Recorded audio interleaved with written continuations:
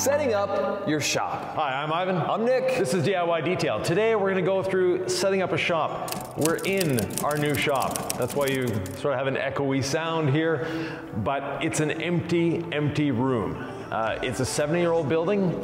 It's been around. It's got a bit of experience behind it. It's been a mechanic shop for the last 30-some years. It was a car dealership before that. It was all sorts of things. It's a historic building in Omaha, and we're going to rehabilitate it into a detailing studio and film studio. But we want to go through what you actually need and what are things that are fun to have. Well, the beauty of this, Ivan, is that we get to meet people at home, right? Exactly. You're at home, you want to start detailing in your garage, right, or your driveway. You're not setting up a professional shop. You just need to know, like, where do I start? Because we get the where do I start question all the time. Yeah. And it reminds me there's a lot of people out there who are in that spot. So we'll talk about what we're going to do in a professional setting, right, but we're also going to showcase what do you actually need to consider as you're getting started. And I would say all you need really is a hose. I mean, I'm thinking, like, you don't need the fancy pressure washer when you're starting out. The basics, you need water and you need a bit of electricity for a vacuum cleaner. But just for basic everyday detailing, maintaining your vehicle, you don't need a pressure washer. It's fun to have. It's a nice accessory. It's going to open up other avenues. But as a hobbyist, you really don't need a pressure washer. The one thing, you have the garage. Let's say we'll work in the context of a garage. The one thing that is absolutely necessary as far as I'm concerned is lighting. If you're in a dark dungeon, sort of like this, it's hard to see what you're doing. And you can't get good results if you can't see what you're doing. So some form of lighting other than that one bulb on the garage door opener that really does nothing for you. What I found out in setting up a podcast studio at home and setting up a garage is that there's lots of YouTube videos out there telling you what lights can work, but it's kind of tough because every situation is unique. So what would you say, not for photo studio, but for detailing, is the most important lighting? So to me, personally, I'm getting a little up in age, and as you age, your eyes require more light. 6,500 Kelvin. So 6,000 to 6,500 Kelvin is a nice light temperature, and you want the whole vehicle bathed in light. And there's different ways of accomplishing that. One way is to have lights everywhere. Another way is to use reflections and to use light bouncing off surfaces.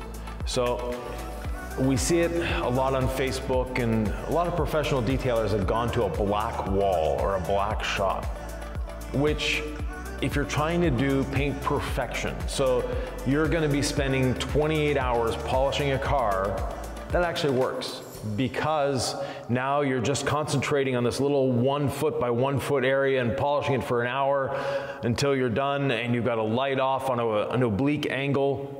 That works. But if you're at home washing your car, polishing it once a year maybe, doing a ceramic coating, maybe doing your friends' cars, the more light you have, the better. So for me, I prefer a white wall.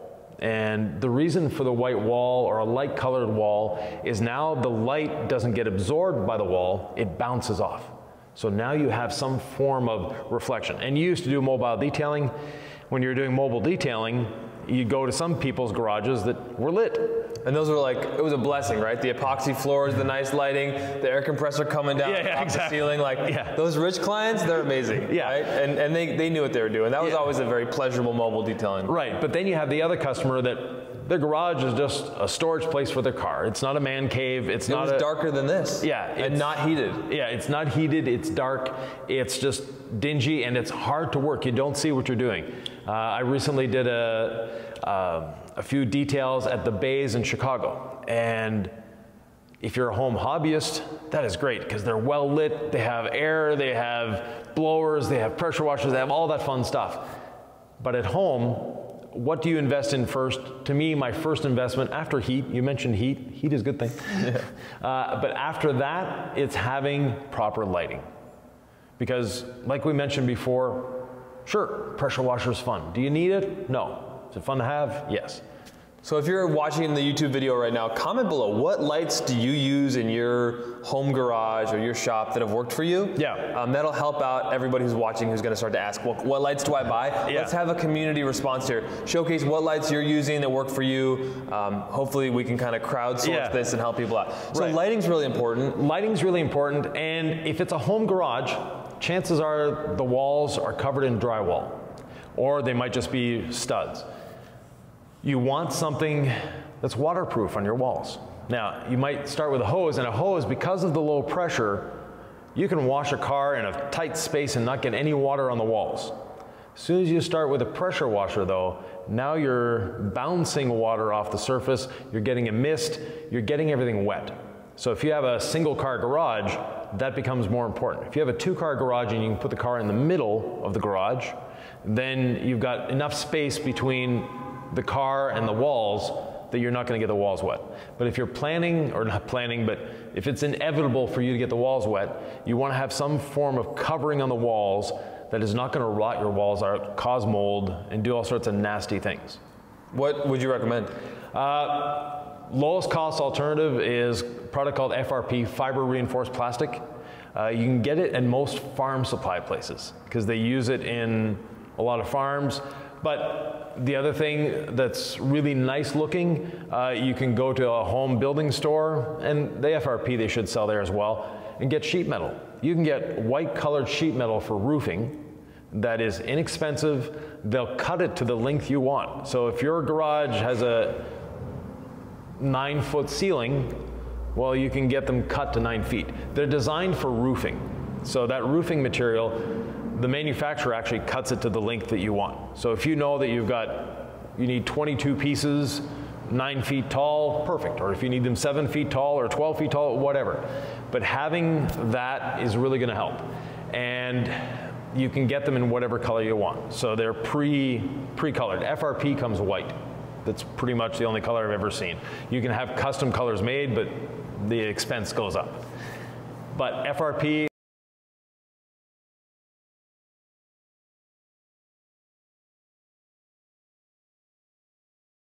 are going to help brighten up your space. they're going to brighten up your space. You're going to use less light.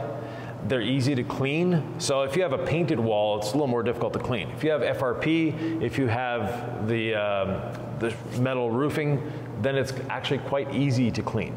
It's simply, spray on some all-purpose cleaner, let it dwell a few minutes, hose it off, and you're done. I know you can get the Husky lights on tripods. It's nice to have lights around you. I mean, I guess it gets fancier if you have lights on the walls and on the ceiling, right? Right. Like we said, the more lighting you can have, the better it is. And have it, not all come on with one switch. You don't want to turn on the blinding lights when you're just driving the car into the garage. But when you're detailing, you want lights overhead, obviously, but it's nice to have lights on the sides. And one way of doing that, depending on the size of your garage, is just one vertical light in every corner. And that's going to put light around the vehicle. A lot of garages I've been in, they have a black hole. And that black hole is the garage door. So they have lighting all around, but then the part of the car that's close to the garage door, you don't really get the lighting that you need. And in our previous shop, we had actually inserted a light into the garage door. So there's tracks on the garage door. We put just a cheap LED light in there, and it did a great job for us of lighting up that area that was previously hard to see. Right. So if you go back to our first videos, you'll see how that shop was. Let's say the lighting left a little to be desired. Yeah. And then we improved the lighting, Here we're going to be improving the lighting over the top. So yeah, here, this is where we're thinking this is our forever home, so we're going to treat it like that. Well, yeah, and the other place is a leased building. This one we own, meaning we can do what we want with it. The other, we had restrictions as to what we could hang, what holes we could put in the walls, etc. Here, there's no restrictions other than legal restrictions from the city. I'm thinking about nice extension cords, buckets, hanging, like where do we start from there? Because I know you built your career on efficiency. Yeah. Right? You've put together a lot of shops. So we've got to think about lighting, and I'm thinking about the person at home, right? Not an infinite budget. No. I just want to be able to wash my dang car at home. Okay. Right. So lighting is going to be important. What next? Lighting, then you mentioned accessories. So we have a garden hose, and it may seem really odd, but get a good quality garden hose. There are some garden hoses that you're going to be fighting as you're going around the car, and you don't need a 3/4 inch garden hose. Get the smallest diameter garden hose you can get. It makes it easier, it's lighter. You're not fighting it, it's gonna conform. Are those the cheap ones? No, there's some really expensive ones that are 3/4 inch or 5/8 of an inch, and you can also get some very expensive ones that are 1/2 inch. So, and they don't necessarily need to be expensive. You just want something that's really, really flexible. And you know, if you go to your home store, they have a lot of different options. Just try them out, see how they bend. And if you pull 2 feet out of the package, does it curl back up or does it stay straight? You want something that's going to stay straight by itself, that doesn't have a memory to it. Okay, so you don't want those that curl up. Right. So look for a rubber hose as opposed to a vinyl hose. The vinyl hoses are the cheap green ones that when I was a kid we'd drink out of the hose and it would taste really weird. Yeah. Those are the vinyl hoses. You want a good quality rubber hose. Okay. Yeah. And then some kind of nozzle, obviously. Yeah. And again, there are nozzles available that will give you a little more pressure or a little more punch. And they do so by reducing the water flow, so you get less water coming out of them, which is actually a good thing. Less water coming out, but a little more pressure because they're restricting the water flow. And by doing that, that's going to help you, especially for wheels, wheel wells. On the surface of the paint, you really don't need any pressure. We could go through some of our line in terms of what chemicals are, I think, in the true essentials to wash your car. Yeah. We've done that before. I mean, you want a rinseless wash, you want all clean, tire lotion. Yeah. Microfiber towel, the legacy sponge. I don't know if this is what this podcast is all about. But if you have questions on like what do I need to wash my car, we can post some of those in the description. Right. All right. Another very useful tool is a squeegee, and a good floor squeegee. There are squeegees you can get that are just a solid piece of rubber. They're annoying to work with at best. There are some that it's a piece of foam that's folded over, held in a little rack, and they're usually less expensive. Those really are smooth to work with. They're not jumpy, they're not like a wiper blade that's chattering. Yep. They just follow the floor, they squeegee it out. Now, if you're building your garage from scratch, you have nothing, you just have an empty field and you're building a garage, get a floor drain, please. It's going to save your life. It makes detailing so much more enjoyable. Walking around with wet feet is not a good thing. Even if you have a drain, you're probably going to be using a squeegee. Yeah. You know what I mean? So it's like having a squeegee is great, but not having one, it's a lifestyle change. Right. Your feet are going to get wet. You're probably going to want to introduce some air movers to try to get. It's just a lot of squeegeeing is going to be involved, which is fine. I mean, in the wintertime or when the elements are rough, or if you just need to do it in the garage, you'll just make it work. You probably would benefit from doing a rinseless wash that day with maybe a detail keg to pre-treat it and use the least amount of moisture possible, right? But exactly. It is what it is. A lot of people have to detail in their garage. Yeah, exactly. And if you don't have a drain, like we said, the squeegee is a great thing. They sell wash mats as well that I'm not necessarily a fan of. Basically, think of it as a kiddie pool that's only like 4 inches high that you drive your car into. And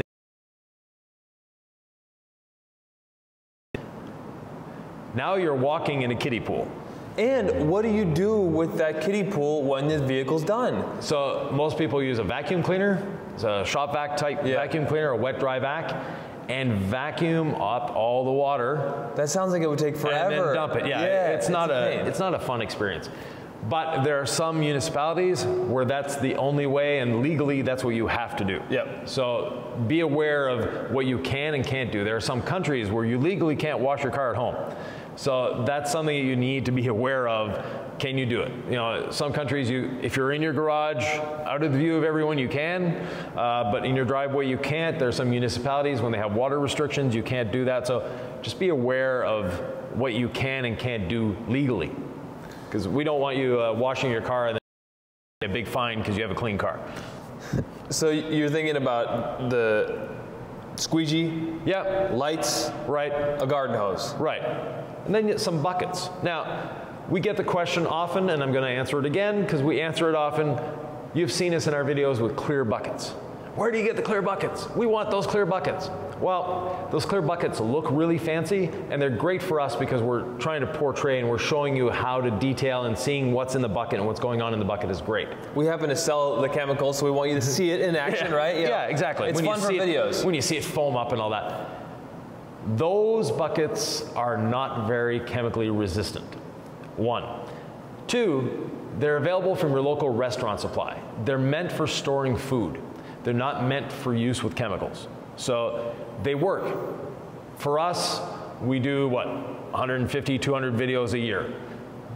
They'll last us a year.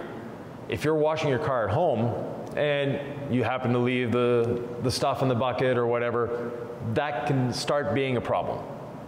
Now, just your regular HDPE, high density polyethylene bucket that you can get at any home store. There's orange ones, there's blue ones, there's red ones, whatever. Pick a color you like, or pick 2 colors, and then go from there. You don't need fancy buckets. There are some people that use the Yeti bucket, which is an insulated bucket. Again, really cool. That sounds fancy. Yeah, very expensive, but very fancy, very expensive, and if it's something you want, by all means, but it's not something you need. Just your regular 5-gallon bucket that you can pick up. Sometimes they're free at Harbor Freight when they have their specials. It's like, come in and they give you a bucket to shop with, and you put your stuff in and you walk out with a bucket. You don't need an expensive bucket. Restaurants throw them away. There's all sorts of sources for buckets, and you can buy buckets for like $3. So I'd say you need 2 minimum. I mean, we don't portray the 2-bucket method in a very good light, right? You don't need 2 buckets to wash your car. We do like having a wheel bucket and a wash bucket. So if you're curious why we don't think the 2-bucket method is really a good wash method, I'm going to put a link to that video in the description. So we'll go into that in detail. Yeah. But you need 1 for what? Your wheels and 1 for your wash bucket? Exactly. Grit guards? Yeah, grit guards. They're nice to have. They're nice to have. I would suggest having them. They're not expensive. They work. They're fun. And they're going to potentially save from a problem. And then how about grit guards, Ivan? Grit guards, they're necessary as far as I'm concerned. They're not expensive. You can pick them up, again, locally. You don't have to order them online. There's some stores that carry them. They're just a nice safety measure. And in your wheel bucket, you might get away without a grit guard. In your wash bucket, please, use a grit guard. And by the way, we have a wheel cleaning kit. We have a rinseless wash kit. We're going to put those in the description below. So if you're like, okay, I still do want to know what kind of things I need to wash my car, my wheels, we got you. We've thought of it all. So the kits are going to be linked below as well. I've got my work cut out for me in the description. So, but it's all for you guys. So, okay, so we've got our bucket set up. Right. Now you need wash media. So there's wash mitts, there's the noodle style wash mitts, there's our legacy sponge, there's wash pads, whatever suits your fancy. If you're using rinseless, highly recommend that you stick with the legacy sponge. But using soap, you can use the legacy sponge, you can use the noodle mitts, you can use whatever you want, whatever fits your style. One thing about detailing, there's no right or wrong way of doing it. If your car ends up clean and undamaged after your wash, you did it right. And hopefully it's fun. Yeah, it has to be fun. It should be fun. If this is for at home, the therapy, the time you're going to be putting into this, the meditative aspect of it, we hope you enjoy it, right? So if you enjoy it more by buying more products, go get all the towels and wash mitts you want. Yeah. The legacy sponge will do you pretty good, even with incredible suds. Right. And I prefer the wash mitt with incredible suds. Yeah. Because I feel like it drips down the sud. It distributes it very well. Right. But the legacy sponge in a pinch is great for incredible suds. Yeah. And the legacy sponge for a rinseless wash, by far the best wash media you could have because of how it works of grabbing and releasing the dirt. Other things we need, brushes. We need brushes for our wheels. So we like to use 2 or 3 different brushes. And Ivan, the brushes that you want for your wheels are in that wheel cleaning kit in the description below. But talk about if you're not going to buy from us, you just want to know what's going on. What kind of brushes do you need to clean wheels? So first of all, a good flag tip nylon brush. That is going to do your wheel faces, it's going to do your tires. You don't need a separate tire brush, especially if you're maintaining your vehicle on a regular basis. You probably don't even need brushes for your wheels, and you don't need special chemicals. Whatever you're using on the body of the vehicle will clean your wheels and tires. That being said, you've neglected it a little bit, you're doing your brother's car, your friend's car, but they've neglected it, then you'll need some brushes. The other one is a barrel brush. Now, barrels are optional. As detailers, we love to clean the barrels. That's driven through the car wash once a week for the last 5 years with their car, their barrels have never been cleaned, and they don't even know their barrels exist. Right. It's just a unspoken part of the car. For detailers, we love cleaning our barrels. It's just part of who we are. We like to see that nice shiny interior barrel as we're looking at our car. So you're going to need some form of brush to get in there, or some way of applying the tire dressing. And for our tire lotion, our preferred method is actually a flag tip nylon brush. So we have a black and white brush designed for that it just spreads it very evenly. And if you have like a lifted truck with knobby tires, you'll really enjoy the brush. Absolutely. Yeah. Yeah, the more you detail too, the more trucks end up in your shop. Yeah. At least in Utah. And you don't want to be hand applying, your tire lotion on a little applicator. You can, but it's just nice to have the brush. The brush method is great. Right. Just a couple sprays of tire.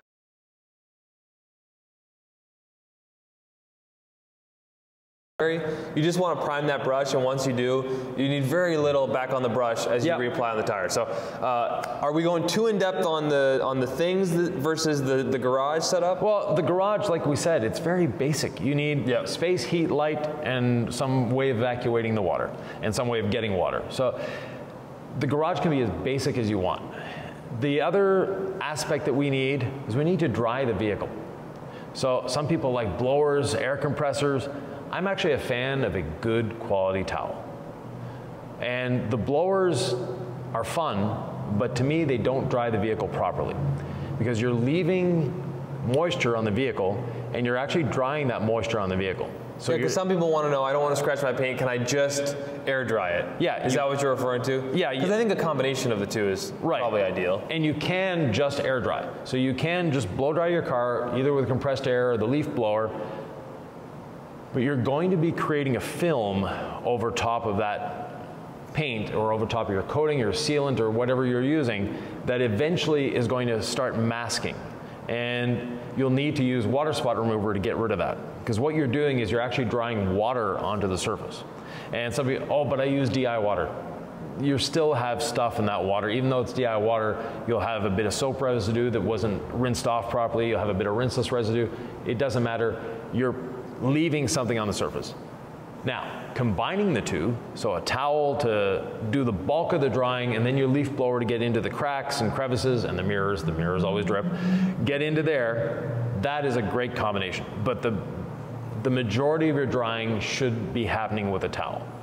And a good quality drying towel items we could talk about. Like, I'm thinking about the dream garage having a dedicated washer just for your washing machine, just for your like detailing towels, because your significant other may not be super happy if you're starting to like in your nice washer put all your detailing towels, your wheel towels. Like I've been there, it didn't go over super well. So that's kind of nice to have. Pegs or racks on the wall. I mean, you talk about horizontal surfaces being the enemy, the clutter magnet, right? So hanging things is better than shelves. Right. Shelving or having a workbench. Now at home, you might actually need a workbench. If you're a professional detailing shop, you don't need a workbench. Or have one that's on hinges that pops up from the wall. When you need a workbench, you use it. When you don't, it goes back down. That way it's not accumulating stuff. And horizontal surfaces other than the floor tend to accumulate stuff.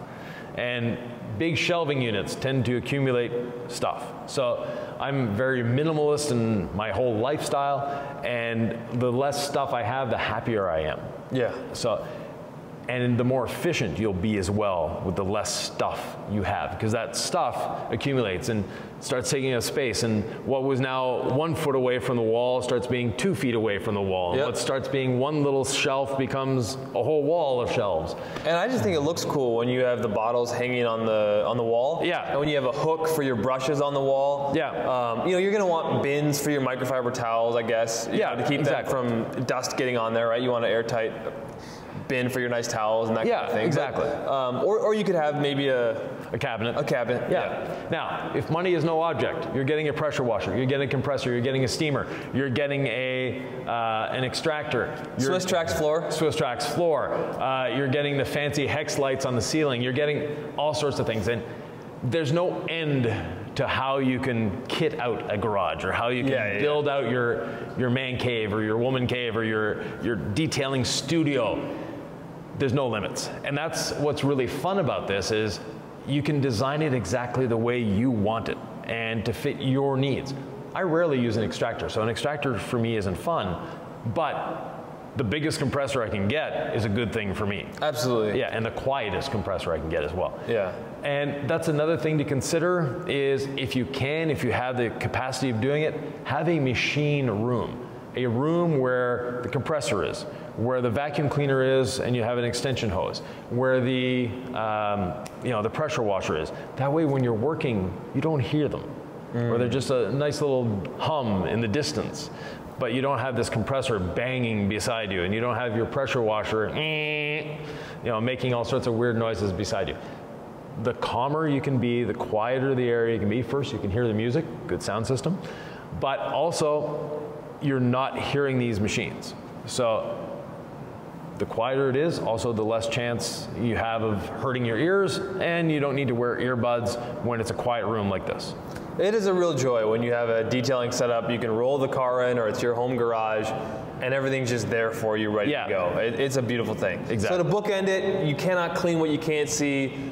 Don't sleep on good lighting as the foundation for this entire project. Right, the foundation, good lighting, you need water, you need to be comfortable. So heat, air conditioning, depending on where you are. And most garages are under 1,000 square feet, most home garages. A basic mini split that you can buy yourself. There's brands you can buy on Amazon, they'll deliver it to your house. They're already set up, all you need to do is drill a few holes and mount them, and you're good to go. They make a world of difference in a shop because they can create heat and cool and not sweating as you're cleaning your car. We said you need water, but it shouldn't be coming from you. It's just a really nice thing. Or not freezing as you're cleaning your car. Absolutely. What other suggestions do you have out there? What success stories or failures do you have from your home garage or shop? Put them in the comments below. We love to hear them, Ivan. Yeah, exactly. And if you like this, you might want to check out this video right here. We set up a shop. It doesn't exist anymore, Ivan. No. But it was a beautiful demonstration of some of your wisdom on how to set up a detail shop. It was going to be our satellite office in Utah. Right. We're just basing everything in Omaha. But it's a great setup of a shop, so go check that video out, guys.